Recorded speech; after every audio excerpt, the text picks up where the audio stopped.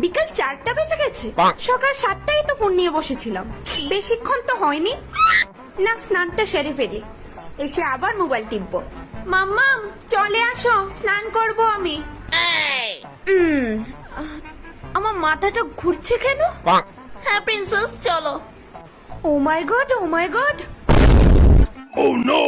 প্রিন্সেসের daddy.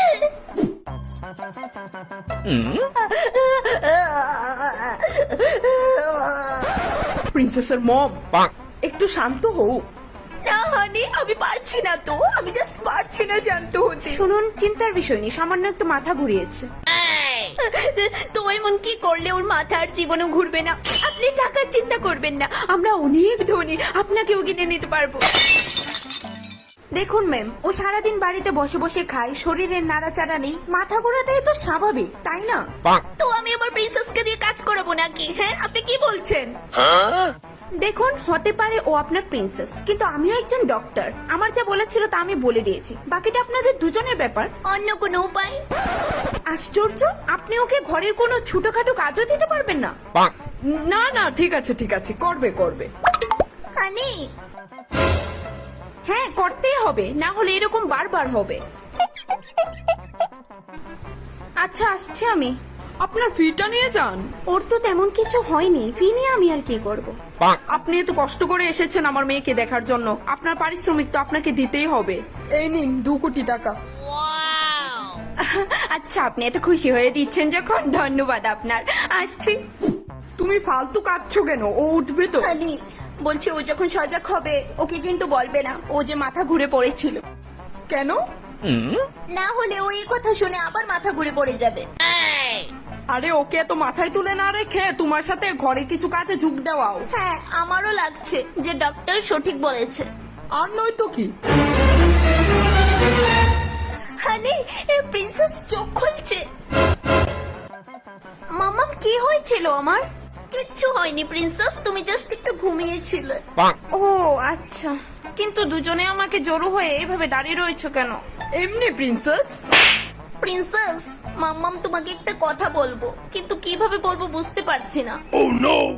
আরে বলো না ওকে, তুমি ওর মা হয়ে ঘাবড়াচ্ছ কেন? ওর ভালোর জন্যই তো বলবে, তুমি বলো। হ্যাঁ মাম্মাম, বলো কি বলবে। বলছি এখন থেকে তুমি নিজে নিজে ভাত খাবে, নিজে নিজে স্নান করবে, আর হাগার পর নিজে নিজে হচু দেবে।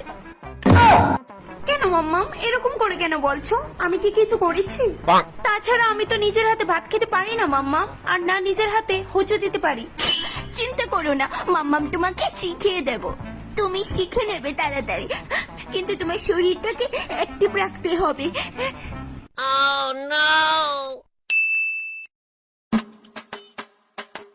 মা, বাসন দিয়ে ধোয়া লাইছে, আর ঘর মোছাও শেষ।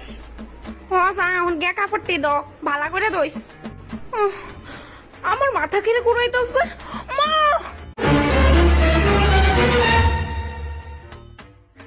ইস, অহনে আবার ডাক্তার আনার লাগবো। দেখেন, দেখা আমি যতটুকু বুঝছি তার ব্রেন টিউমারই হইছে। ও, ব্রেন টিউমার হইছে। আচ্ছা, এখন আর কি ওটি করাইতে হইব? কি? আচ্ছা, কত লাগবো এটা করাইতে? ওটি করাইতে বেশি লাগে না, ওই তো জাস্ট 150 টাকা লাগবো। 150 টাকা? ওই আচ্ছা, কে তেমন হইলো? দেখেন, অনবরত কাজ করার প্রেসার, তাও বিশ্রাম না কইরা। কি দেখুন আপনি, তাই তো সারাদিন বিশ্রামই করে, কাজ তো করেই না। না, দেখা তো মনে হইতাছে না, কিন্তু ওর শীঘ্রই ওটি করাইতে হইব, নইলে ও তাড়াতাড়ি মারা যাইব। Oh no! আচ্ছা, উনি দেখুন তাই কতদিন বাঁচবো। দেখেন, কাজের প্রেসার যদি ওর উপর বাড়তেই থাকে তাহলে ও যে কোনো মুহূর্তে মারা যেতে পারে। ওই তো শাসছে, দিতাম না তার কাজের চাপ, আপনি এখন আসতে পারেন। ঠিক আছে, আপনার 10 টাকা ফি হইছে, আরেকদিন যখন আইবেন তখন দিয়া দিবনে, এক্ষুনি যান। উফ, কেমন লাগতেছে মা শরীরটা? ওই তো মাথাটা একটু ভারী ভারী লাগতেছে। এমনি হাত পা ঠিক আছে নি? ও, হাত পা তো ঠিক হয়, কিন্তু মাথাটা। তাহলে উঠানটা কি একটু ঝাড়ু দিলা? এত রোদ্রের মধ্যে মা বাড়িতে পারতেছি না, তারপর মুরগি করলে দাদি ফুসকা করে দিলাই, শেষ কাজ আজকে লিগা।